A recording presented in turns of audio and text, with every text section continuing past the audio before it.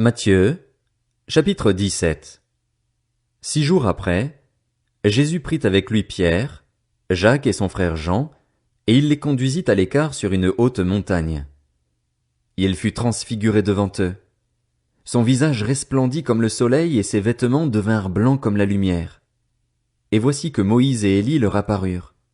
Ils s'entretenaient avec lui.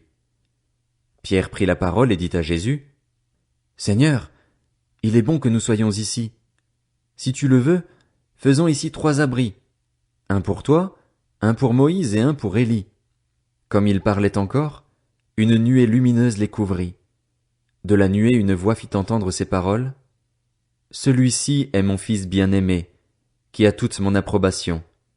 Écoutez-le. » Lorsqu'ils entendirent cette voix, les disciples tombèrent le visage contre terre et furent saisis d'une grande frayeur.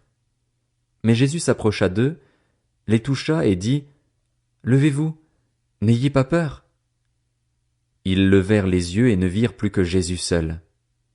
Comme ils descendaient de la montagne, Jésus leur donna cet ordre, « Ne parlez à personne de ce que vous avez vu jusqu'à ce que le Fils de l'homme soit ressuscité. » Les disciples lui posèrent cette question, « Pourquoi donc les spécialistes de la loi disent-ils qu'Élie doit venir d'abord ?» Jésus leur répondit, « Il est vrai qu'Élie doit venir d'abord et rétablir toutes choses, mais je vous le dis, Élie est déjà venu, ils ne l'ont pas reconnu et ils l'ont traité comme ils ont voulu. De même le Fils de l'homme souffrira de leur part. » Les disciples comprirent alors qu'il leur parlait de Jean-Baptiste. Lorsqu'ils furent arrivés près de la foule, un homme vint se jeter à genoux devant Jésus et dit, « Seigneur, aie pitié de mon fils qui est épileptique et qui souffre cruellement. Il tombe souvent dans le feu ou dans l'eau.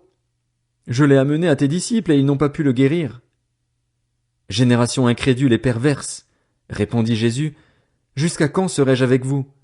Jusqu'à quand devrais-je vous supporter? Amenez-le-moi ici. Jésus menaça le démon, qui sortit de l'enfant, et celui-ci fut guéri à partir de ce moment-là. Alors les disciples s'approchèrent de Jésus et lui dirent en privé, « Pourquoi n'avons-nous pas pu chasser ce démon? » « C'est parce que vous manquez de foi, leur dit Jésus. Je vous le dis en vérité, si vous aviez de la foi comme un grain de moutarde, vous diriez à cette montagne, « Déplace-toi d'ici jusque-là », et elle se déplacerait. Rien ne vous serait impossible. Cependant, cette sorte de démon ne sort que par la prière et par le jeûne. Pendant qu'ils parcouraient la Galilée, Jésus leur dit, « Le Fils de l'homme doit être livré entre les mains des hommes. Ils le feront mourir et le 3e jour il ressuscitera. » Ils furent profondément attristés.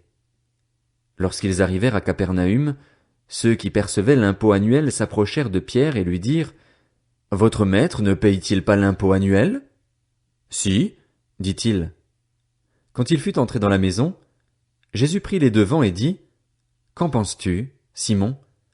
Les rois de la terre, de qui perçoivent-ils des taxes ou des impôts? De leurs fils ou des étrangers? » Il lui dit, « Des étrangers. » Jésus lui répondit, « Les fils en sont donc exemptés. Cependant, pour ne pas les choquer, va au lac, jette l'hameçon et tire le premier poisson qui viendra. Ouvre-lui la bouche et tu trouveras de l'argent.